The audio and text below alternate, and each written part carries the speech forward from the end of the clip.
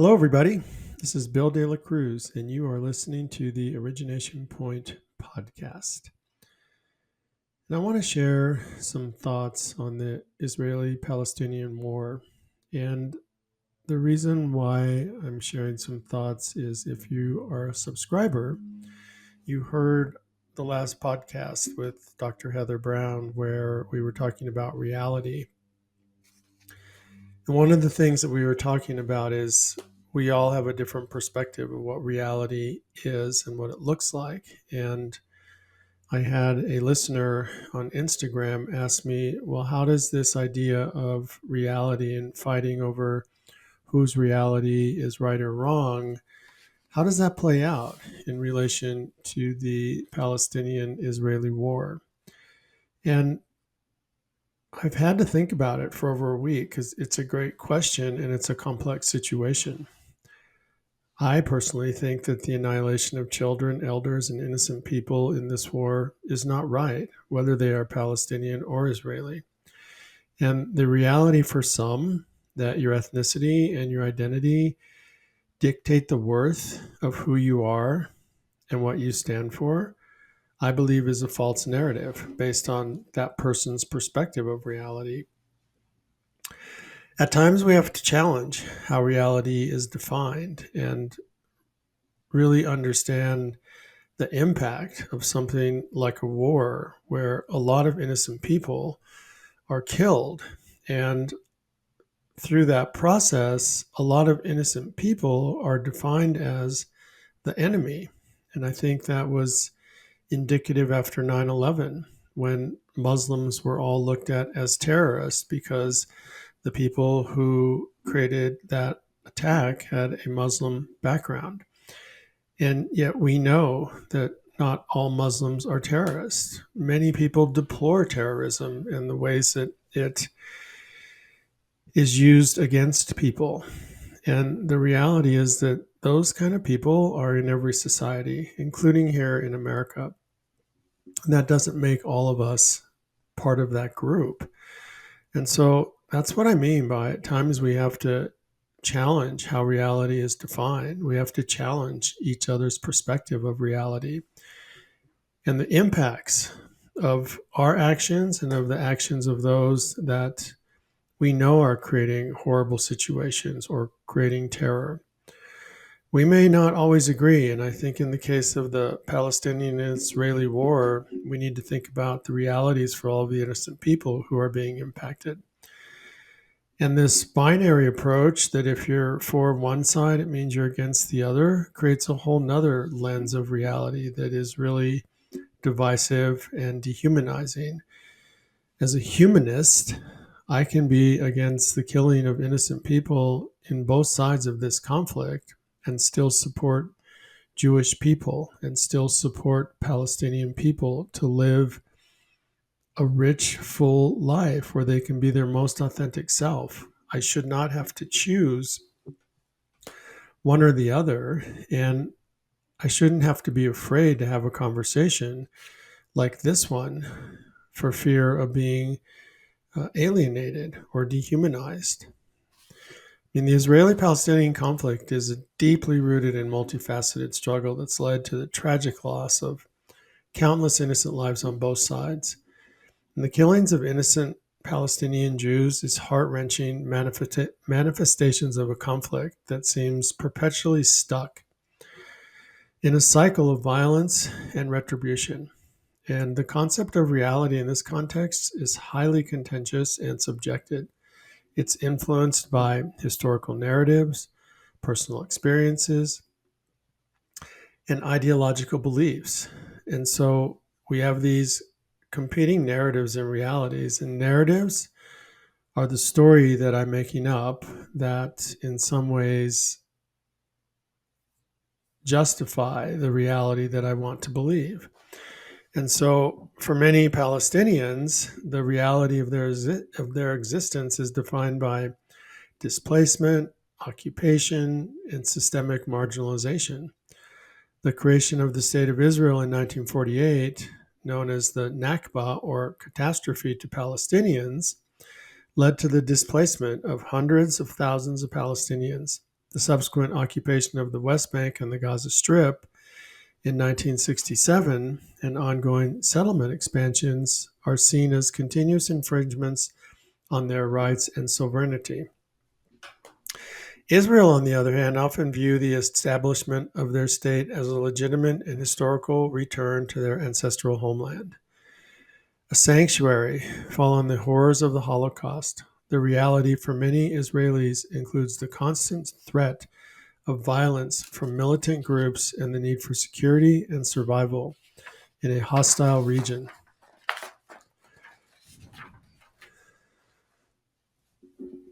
So let's talk a little bit about daily realities. So daily realities for Palestinians can include the presence of checkpoints, military operations, and a blockade in Gaza that restricts movement and access to resources.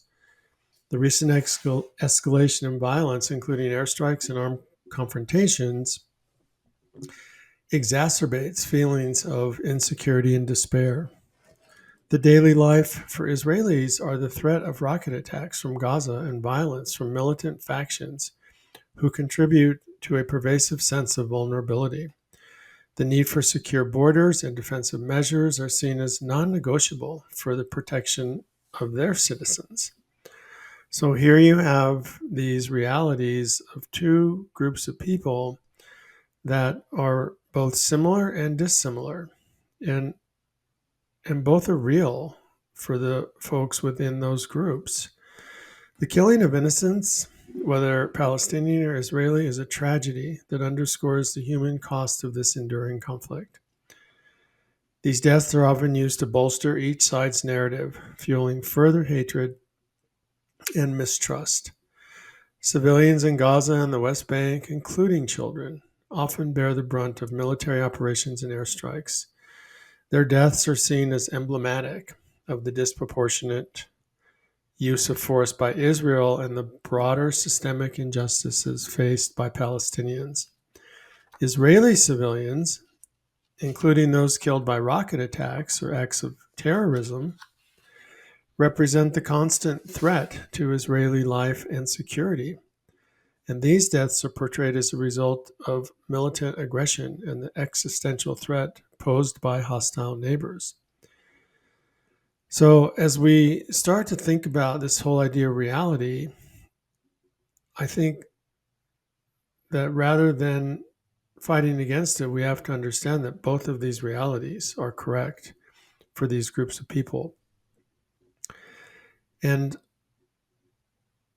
I don't have the answers for how we move through this or how we settle these ideas of reality and look at the humanistic outcome for both Israelis and Palestinians. I do know that we need to learn how to talk about these issues in a way that doesn't create more militancy, as we are seeing all over the world, where groups on either side are now just as divided and are hurting each other, are occupying spaces, are destroying buildings, are causing violence, and so it's just another reflection of the divisive nature of reality and of our inability to have a real conversation. So then we start to think about, well, what is the correct reality and how do we find it?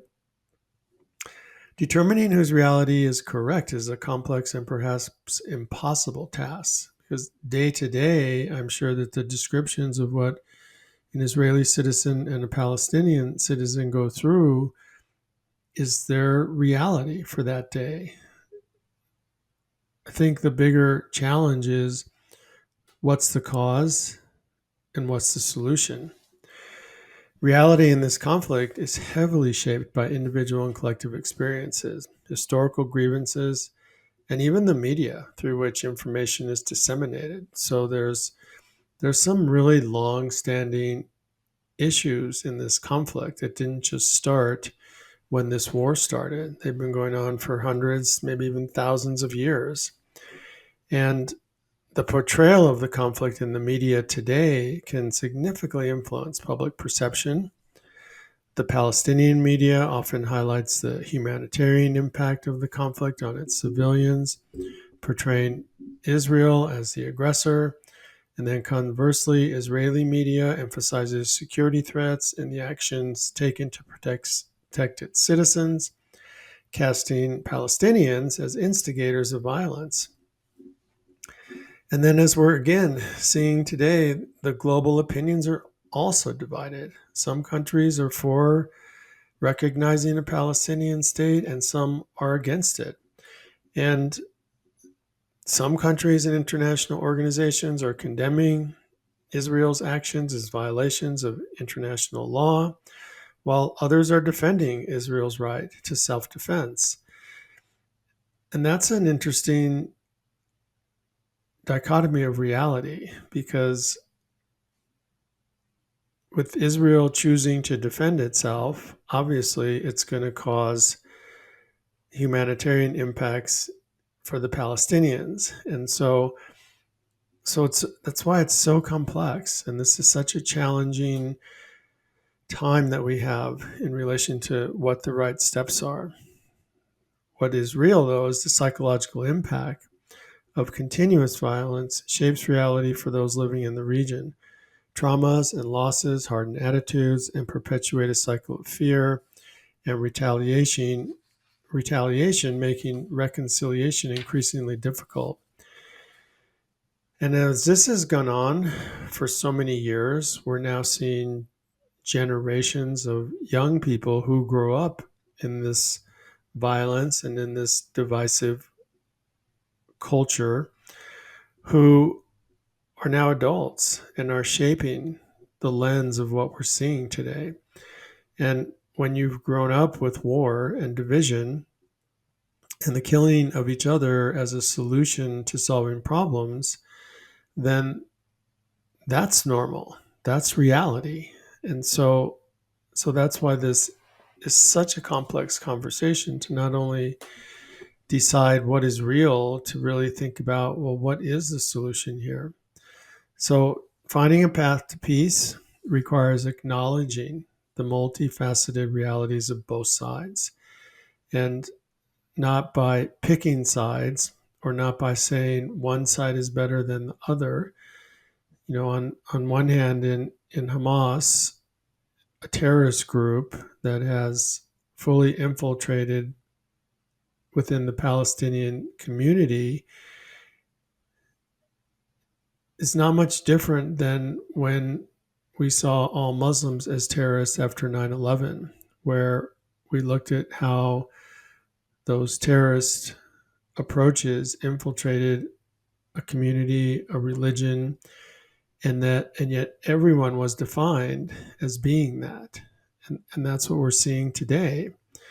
And it takes a lot of understanding to individuate and separate a person in Palestine or in Israel who's wanting to just live their best life and be authentic and be engaged and be safe, and be able to move through their communities without fear of violence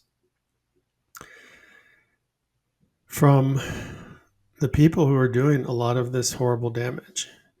And so it necessitates empathy, a willingness to understand the historical and emotional contexts that shape these perceptions, and a concerted effort to address legitimate grievances. I'm not obviously part of any of the mediation conversations that are happening, so I don't know to what degree they're addressing legitimate grievances. And I'm not even sure that they can be surfaced or that there are solutions for them. I do know sustainable peace can only be achieved through dialogue and negotiation, recognizing the humanity and rights of both Palestinians and Israelis. And this hardest part is there's no trust. And if there's no trust, then there's not going to be as much of a willingness to think that anything that is created will be followed through with. And an effective international mediation that's impartial and focused on the human rights for all, while it can help bridge the divide and propose fair solutions, I'm not even sure how objective the international mediation is because everyone has something at stake here. And so, initiatives that promote cross cultural understanding and cooperation at the grassroots level, I think, are our best hope of gradually building trust and dismantling stereotypes. And I just wanted to bring this forward to have us all start to think about the realities that we live are not always the realities that other people experience. And my reality is based on my lens and my life experience. And so the concept of reality is highly subjective. And in the Israeli Palestinian conflict, it's subjective and multifaceted. Both the Palestinians and the Israelis possess deeply ingrained narrative that shape their understanding of the conflict and that justify their actions. It's easy to look at their history and say, well, this is why we do what we do, and this is why we're doing what we're doing. And recognizing and respecting these competing realities is a crucial step towards fostering mutual understanding and ultimately achieving a just and lasting peace. So for me, this is what reality means in relation to the Israeli Palestinian conflict. And I don't have the answers about how to stop this war. And I don't know if it's possible for the people who are involved in it right now to even begin to think about how to trust each other, regardless of what part of the group or the community you identify as. And as we're seeing today, it's having a worldwide effect. It's creating divisiveness now on the whole planet, both from a country perspective and individually within countries. Look at college campuses in America today. And I don't know if some of these college campuses are having authentic conversation to understand what students are feeling, what professors are thinking and feeling. And I don't know how divesting in the economic structure is going to affect the root cause of what is happening in this conflict, because the root cause is much deeper than merely divesting in an income based approach to a war that is so multifaceted, is so historical, that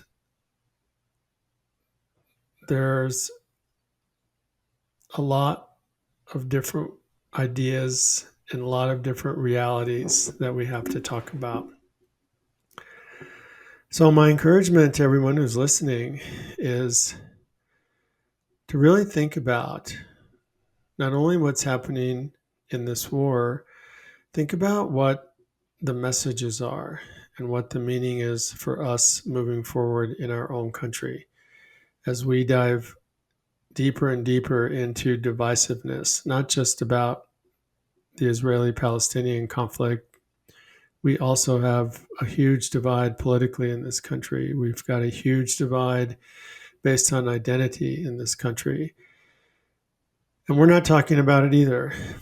And the biggest fear is that we just war with each other as a way to solve our problems versus having true and honest dialogue about what the issues are, what the historical context is, what the reality is for people who are being exposed to this or who have been the victims of these long-standing divisions, and really work towards some level of building trust. That's probably the hardest thing, because absent trust, then we just create more conflict. We don't have any ability to be accountable or to pay attention to results. And so we all have some work to do. So again, my encouragement is for you to be introspective, think about what you're listening to, and then decide what's the conversation you need to have and who do you need to have the conversation with. And I'm going to leave it there because I have my own work to do around this and I have my own conversations to have. And I look forward to your thoughts. And more importantly, I look forward to hearing the dialogues that you're going to have and the actions you need to take. So thank you for listening. And you've been listening to the Origination Point podcast. My name is Bill De La Cruz. I'm the host. And the Origination Point is a podcast that is designed to open our mind, to cause us to think, to implore you to have conversations about what you think and get out of the dichotomy of right and wrong and really think about what does the middle look like and what does acceptance look like and how do we work together in community so that we don't digress into warring against each other. So thank you for listening today. And if you have an interest in sharing your perspective and want to be on our podcast, just go to our website and click on info, and we would be happy to interview you about the possibility of being on this podcast. So thank you so much. Be peaceful and keep growing.